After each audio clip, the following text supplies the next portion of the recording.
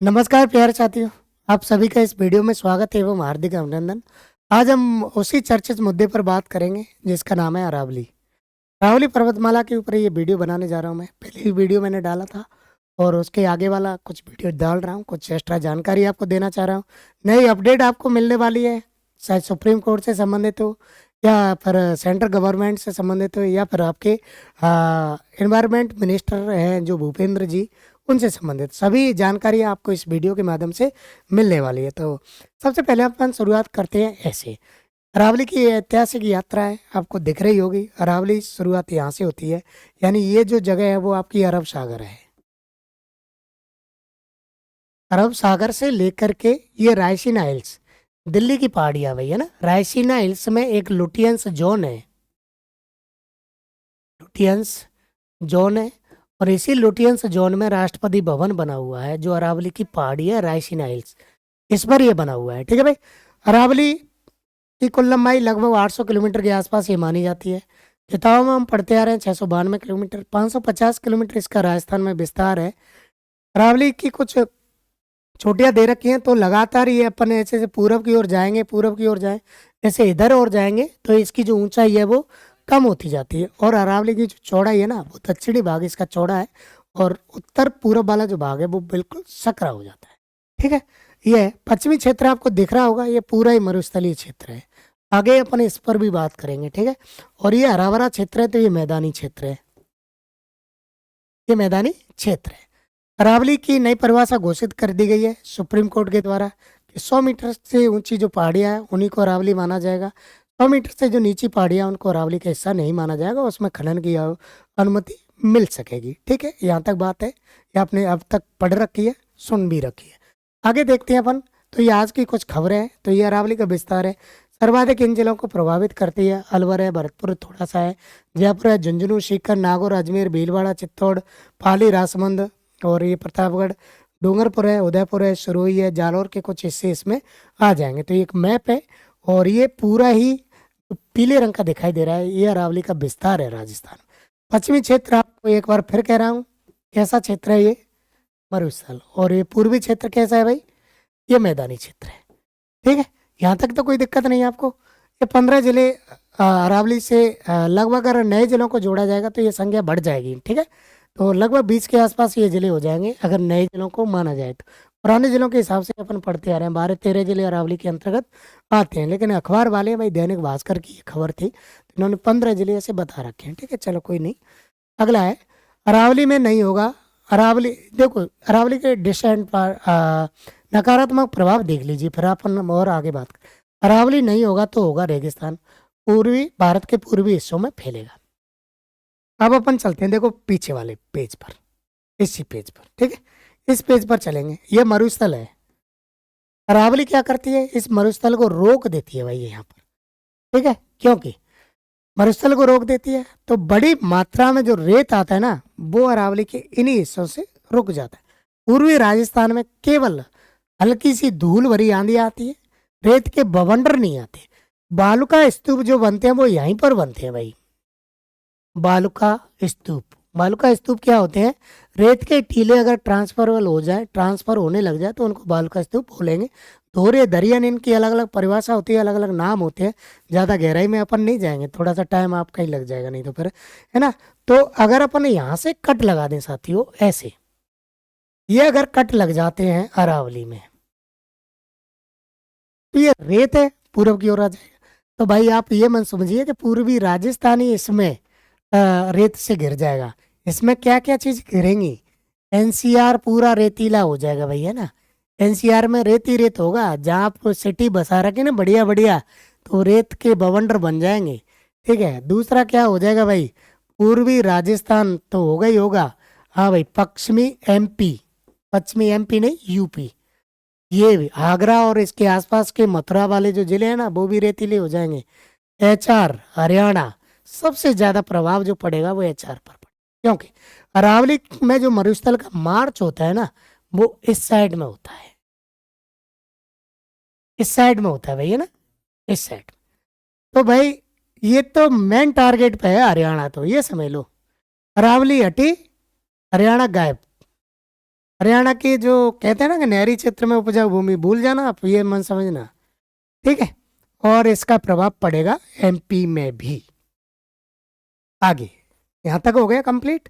पूर्वी हिस्सों में रेगिस्तान हो जाएगा भाई, दो हिस्से हैं, ऐसे इसको बांट दो, ये इसमें पूरा ही रेगिस्तान हो जाएगा। अब क्या है भाई, ये आपको अरावली रेंज दिखाई दे रही होगी इस क्षेत्र में, ये वाली, ये अरावली रेंज दिखाई दे रही होगी। ठीक है, ये आपका यूके है, यूके यानी यूनाइटेड किंगडम नहीं है साथियों, ये अपना उत्तराखंड है। क्या है ये, यूके, जिसे अपन उत्तराखंड कह देते हैं, पूर्व में यूपी का भाग था।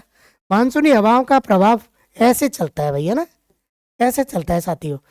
15 जून के आसपास मानसूनी हवाएं यहाँ पर होती हैं, 15 जून। आगे आगे बढ़ती है। ठीक है, मार्कर चेंज कर लेता हूँ आपको समझाने के लिए। इसके सारे सारे आगे की ओर जाती हैं, तो कुछ पहाड़ियाँ हैं, ऊंची नीची पहाड़ियाँ, इन मानसूनी हवाओं को यहाँ पर रोक देती हैं, ब्रेक लगाने का काम करती हैं। तो ये मानसून इधर वाले राजस्थान में क्या कर देते हैं, वर्षा कर देते हैं। इधर वाले राजस्थान में क्या कर देते हैं, वर्षा कर देते हैं। ठीक है, अब इनकी रोक टोक वाली ये स्थिति नहीं बनेगी मान लो, तो ये मानसून जाएगा फुल स्पीड में, फुल स्पीड में जाएगा, और इसको आगे मिलेगा हिमालय रूपी पहाड़, यहाँ पर हिमालय मिलेगा, और उसे मारेगा ये तीव्र गति में टक्कर। ठीक है, टक्कर मारेगा तो यहाँ पर क्या होगा भाई, ठीक है, बादलों का प्रपोस्ट होना, बादलों का प्रपोस्ट होना हो जाएगा भाई, बादल फट जाएंगे साथियों। बादल फटेंगे तो क्या होगा, भूस्खलन होगा।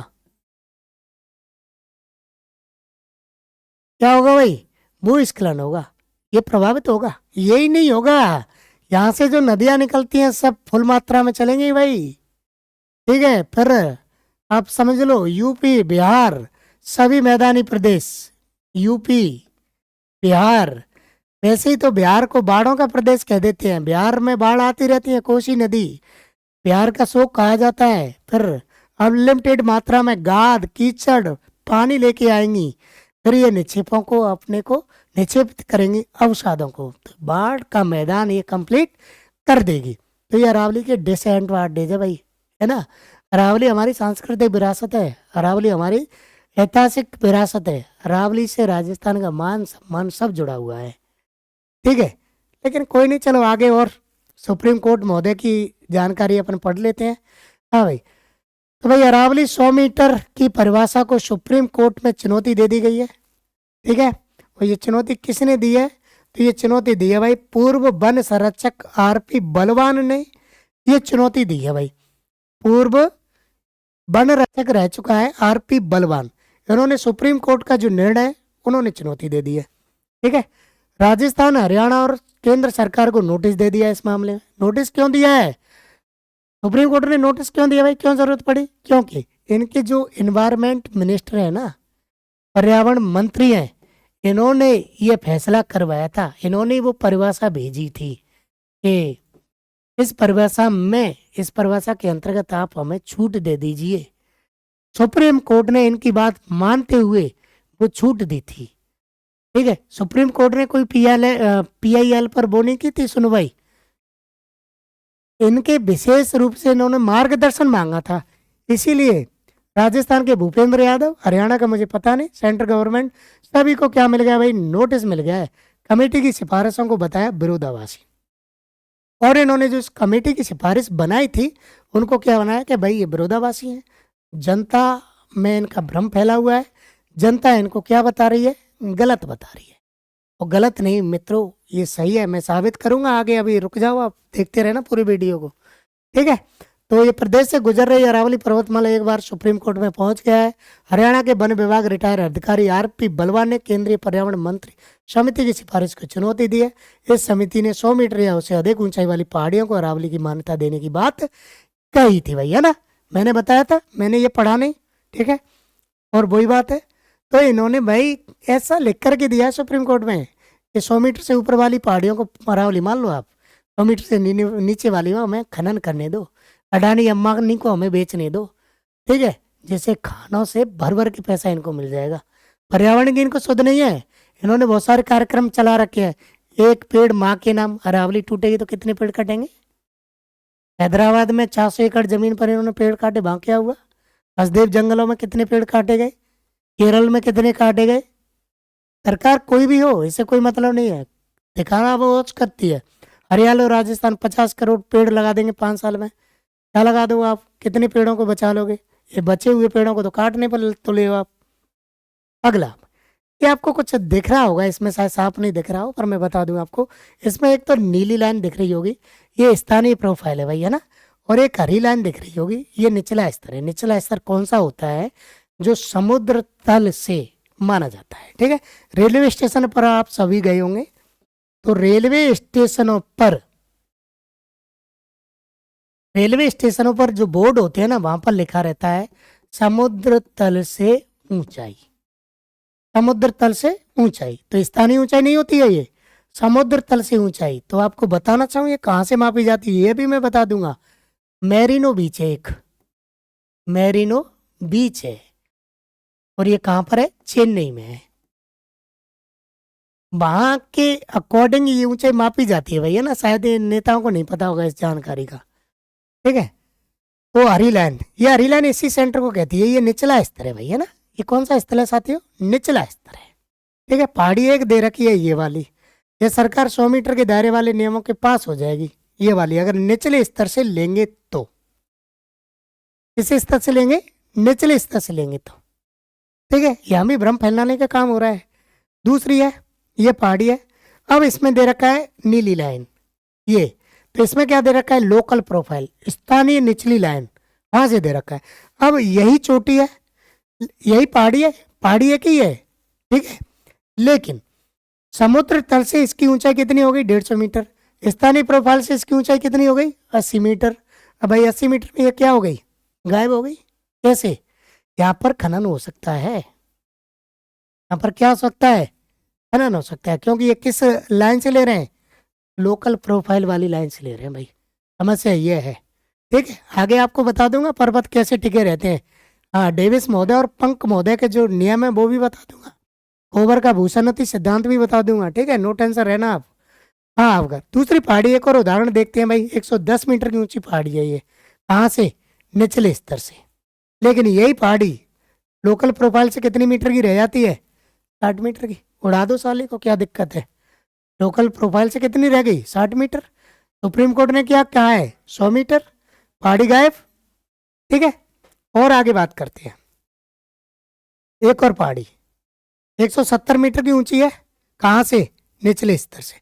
लोकल प्रोफाइल इसका ऊंचा हो गया भाई। पहाड़ी कितने की बची? केवल 90 मीटर। ये पहाड़ी कितने की बची? 50 मीटर। बताओ ये पहाड़ियाँ बच जाएंगी? नहीं बचेंगी ना, सभी 100 मीटर के दायरे में आ जाएंगी, ठीक है। कहाँ से? लोकल प्रोफाइल से। और यही है उस निर्णय में, लोकल प्रोफाइल ही माना है भाई उस निर्णय में, ठीक है। यहाँ दिक्कत है। अब थोड़ी सी अपने यहाँ पर एक स्लाइड डाल लेते हैं। तो ये हमारा कोई पर्वत है, ये हमारी बेस लाइन है, ठीक है, जिसे अपन क्या कह सकते हैं? लोकल लाइन बोल सकते हैं। लोकल लाइन इसको बोला जाएगा, ठीक है भाई। यहाँ से पर्वत हैं ये, कितने भी ऊंचे हो हमें कोई मतलब नहीं है। अगर अपन इसके कौन सी लाइन? निचली लाइन को देखा जाएगा तो पर्वत में एक डेविस महोदय है, भूगोल वेत्ता है भाई, डेविस महोदय ने अपने विचार दिए पर्वतों के टिके रहने पर। पंक ने भी दिए, ठीक है। और इन्होंने अपर्दन के बारे में भी दिए है। तो इन्होंने कहा है कि भाई पर्वतों का 1/10 भाग धरातल के ऊपर होता है, ठीक है भाई। इन्होंने और दूसरा क्या कहा है भाई? दूसरा क्या है भाई? इन्होंने 9/10 भाग कहाँ रहता है? धरातल के अंदर रहता है भाई, रहता है धरातल के अंदर रहता है। निचली लाइन से जोड़ लो आप, क्या दिक्कत आ रही है? 10 मीटर की पहाड़ी भी हमारी पर्वत हो जाएंगी निचली लाइन से जोड़ने पर, ठीक है। क्योंकि केवल 1% भाग ऊपर है भाई, 10% भाग ही ऊपर है। ये भाई कितना हो जाएगा? 10 + 90 नीचे, ये भी कितने की पहाड़ी हो जाएगी? 100 मीटर की हो जाएगी ना। 10 मीटर की पहाड़ी भी कितने की हो गई? 100 मीटर की हो गई, अगर आप इस बेस लाइन से लेते हो तो। ये वही नियम होता है जो नाव पर काम करता है। नाव का कितना भाग ऊपर होता है? केवल 1/10% भाग ऊपर होता है, बाकी 9/10% कहाँ होता है भाई, पानी के अंदर होता है। पर्वत उसी तरह से तैरते रहते हैं नाव की तरह से। ठीक है भाई, कहाँ तक तैरते रहते हैं, एक नीचे एक जोन है, बेनी ऑफ जॉन। बेनी ऑफ जॉन वो क्षेत्र है जहाँ पर चट्टानें पिघली हुई अवस्था में पाई जाती हैं। तो जब तक कोई पर्वत नीचे जा करके बेनी ऑफ जॉन तक नहीं पहुंचता, तब तक वो पर्वत टिकता नहीं है। जैसे उदाहरण के लिए हिमालय। ठीक है, यही बात है। ये पूरा पर्वत का सेगमेंट है, मैंने बता दिया है इस तरह से।